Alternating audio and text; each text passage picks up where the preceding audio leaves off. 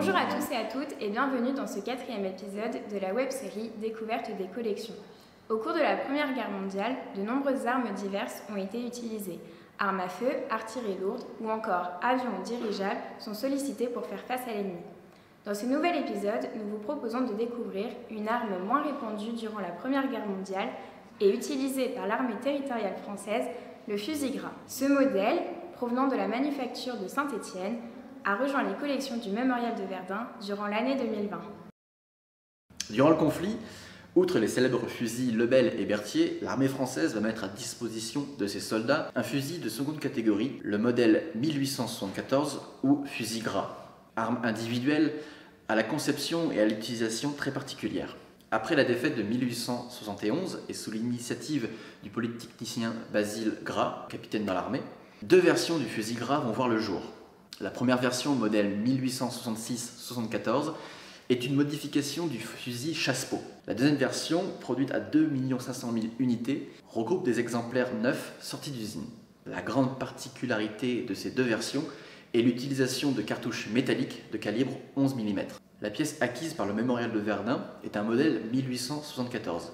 Elle est fabriquée par la manufacture d'armes de Saint-Étienne et elle a la particularité de posséder deux modifications stipulées par deux marquages, les suivants M80 et M14. La première modification, M80, survenue durant l'année 1880, consiste à l'agrandissement de la rigole d'évacuation des gaz. En effet, avant cette modification, il pouvait s'avérer que lors de certains tirs, des gaz s'échappaient de la culasse, provoquant ainsi des blessures aux tireurs. La seconde modification, qui est plus en lien avec la Première Guerre mondiale, est la M14, survenue en 1914. Il s'agit principalement de la modification et de l'adaptation du canon à la cartouche Lebel D de 8 mm, c'est-à-dire la cartouche qui était utilisée pour le fusil Lebel, G beaucoup plus performante. Cette dernière modification répond à la pénurie du fusil Lebel qui survient dès 1914. Pour pallier à ce manque, les autorités militaires vont réquisitionner tous les fusils Lebel qui se trouvaient à l'arrière du front, c'est-à-dire pour les unités du génie, pour les unités comme les territoriaux ou pour certaines troupes d'Afrique. Ainsi, toutes ces unités se retrouvent sans armes et vont donc recevoir très rapidement le fusil gras, modèle 1874. Ces unités vont donc être dépossédées de leur fusil d'origine et une dotation rapide va être effectuée avec le fusil gras. Car la transformation d'une arme est jugée moins coûteuse et plus facile à la livraison que la production d'une nouvelle. D'autant plus que la production du fusil Lebel est arrêtée depuis 1904. On retrouve ainsi le fusil gras dans les mains des gardes républicains, des pompiers, des automobilistes, mais surtout des soldats de l'infanterie territoriale. Notre fusil va rester opérationnel durant tout le conflit, et même dans des cas très précis, jusqu'en 1940. Le fusil gras a été attribué pendant la Première Guerre mondiale aux soldats affectés au service de l'arrière, et notamment ceux affectés à l'armée territoriale. Alors qu'est-ce que cette armée territoriale ? Avant la Première Guerre mondiale, l'armée française prévoit, en cas de mobilisation générale, la formation d'une armée territoriale regroupant les soldats mobilisés les plus âgés. Alors, ces soldats les plus âgés, ils doivent être répartis, en cas de mobilisation, sur l'ensemble du territoire, de son nom de territorial, afin de surveiller et d'assurer la défense des points névralgiques, des points sensibles, tels des lieux décisionnels, tels des usines par exemple, les axes de communication, les ponts, les tunnels. Il est prévu également, en cas de mobilisation, que les territoriaux soient affectés aux différentes places fortifiées. Il n'est pas prévu, sauf exception, que les territoriaux soient mêlés aux opérations du front directement. Au moment de la mobilisation générale, l'armée française va former de nombreux régiments d'infanterie territoriale regroupant les hommes mobilisés de 34 à 45 ans. Alors, contrairement à ce qui était prévu avant la Grande Guerre, certains territoriaux vont se retrouver mêlés aux opérations militaires, bien malgré eux, avec l'invasion du nord et du nord-est du territoire à l'été 1914. Je pense par exemple au siège de Maubeuge, qui a eu lieu de la fin août au début septembre 1914, siège auquel a été mêlé un grand nombre d'unités territoriales. Également, à l'automne 1914, dans la deuxième moitié du mois d'octobre, dans le cadre de la bataille de l'Isère, on va avoir deux divisions territoriales qui vont monter au front. Alors, il est important de préciser que ces unités territoriales qui vont être engagées sur le front, elles ne sont pas montées avec leurs fusils gras, mais on va les doter de fusils Lebel, puis par la suite Berthier. Avec la fixation du front à la fin de l'automne 1914, de la mer du Nord à la frontière suisse, certains régiments territoriaux vont tenir les tranchées. Ils vont donc combattre. Mais, il faut le dire, on va leur attribuer des secteurs plutôt calmes. Je pense notamment au secteur des Vosges. Mais, sur l'ensemble du front, les pépères ou les terribles toriaux, comme les appelaient les combattants les plus jeunes, vont être chargés de mener les travaux sur la ligne de front même dans l'immédiat arrière-front, et de s'occuper des corvées, tâche ingrate et délicate. En effet, les pépères vont être amenés à transporter du ravitaillement, des munitions, du matériel jusqu'aux premières lignes. Ils vont avoir la charge de creuser des tranchées, des boyaux.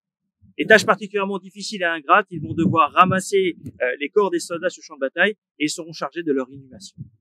Avec l'avancée dans la guerre, on va assister à un vieillissement des unités territoriales. En effet, les territoriaux les plus jeunes vont être versés dans les régiments, dans les unités combattantes, du fait des fortes pertes qu'on y a connues, et on va de fait mobiliser des hommes de plus en plus âgés jusqu'à 49 ans. On va donc assister à un vieillissement finalement de ces unités territoriales jusqu'à 1918. Lorsque l'on pense à l'engagement des territoriaux dans la bataille de Verdun, on a tout de suite en tête l'image des travailleurs de la voie sacrée.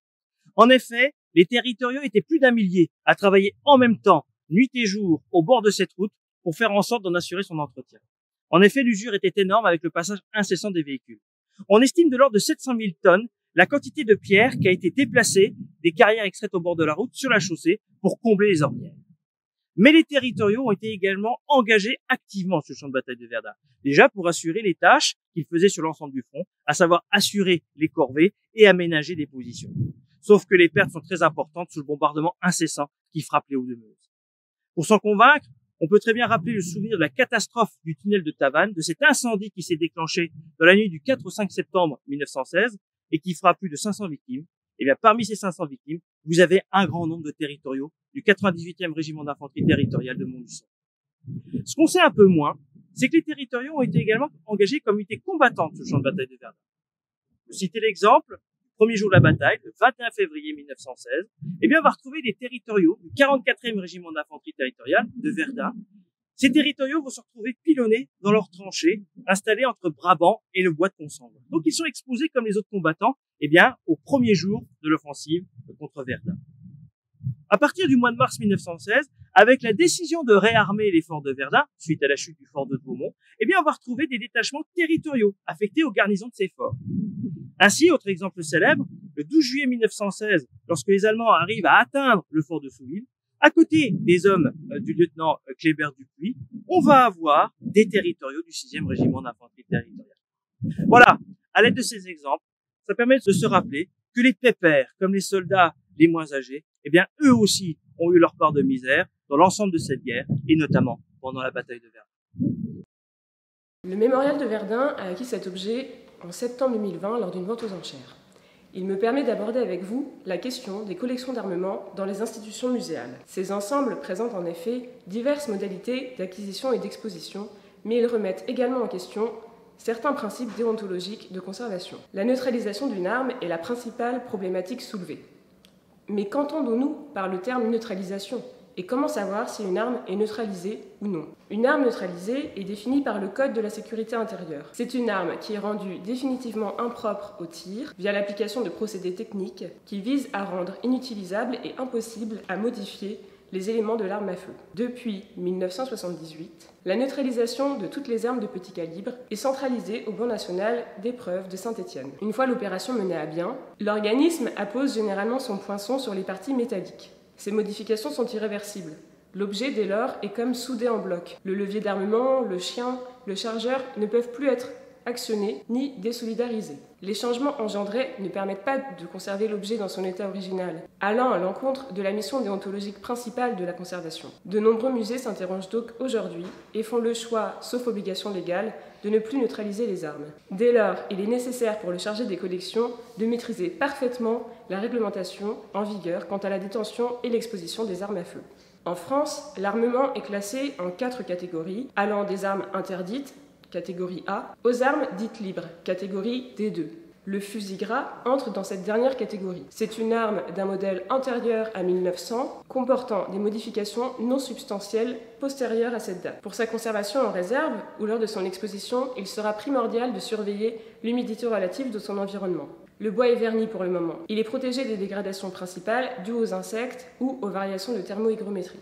Le métal, en revanche, reste vulnérable et est avant tout sensible aux fluctuations de son climat environnant. En cas de fort taux d'humidité, le métal risque de se corroder. Lors de sa manipulation, il est également important de porter des gants. Souvent omises, les empreintes digitales peuvent laisser des traces indélébiles d'oxydation. Une restauration du fusil aura lieu avant son exposition. Celle-ci visera à enlever le vernis qui recouvre actuellement les parties boisées. Le mémorial fera appel à un restaurateur spécialisé dans le traitement du bois. Seuls ces professionnels formés sont habilités pour ce genre d'opération. Une restauration n'est jamais à prendre à la légère. Faire soi-même, c'est risquer d'infliger des dégradations sur le long terme à l'objet. Au mémorial de Verdun, vous pourrez découvrir de nombreuses armes utilisées durant le conflit. Mais l'aspect humain est également très présent tout au long de la visite. Qui sont ces hommes qui combattent à Verdun et d'où viennent-ils ? Au plus fort de la bataille, plus d'1 million d'hommes sont présents dans le secteur de Verdun et dans les arrière-fronts français et allemands. Ces hommes, âgés de 19 à 40 ans environ, vivent un immense brassage social. Ils ont tous quitté leur métier pour revêtir leur uniforme. Cultivateurs, artisans, ecclésiastiques ou encore intellectuels se côtoient dans les tranchées. Reflet de leur importance dans la société, le monde rural est très représenté parmi les soldats. Ils ont tous suivi une formation militaire au cours de leur service obligatoire. Ces combattants viennent d'horizons géographiques très divers. Toutes les régions de l'Empire allemand et de la France sont représentées. Un ensemble de tiroirs et de vitrines présente d'une part des équipements allemands, de l'autre des équipements français. Chaque tiroir ou vitrine présente une thématique particulière telle que la formation militaire, l'uniforme, les officiers ou encore les troupes coloniales. Pour en savoir plus, venez nous rendre visite au mémorial de Verdun.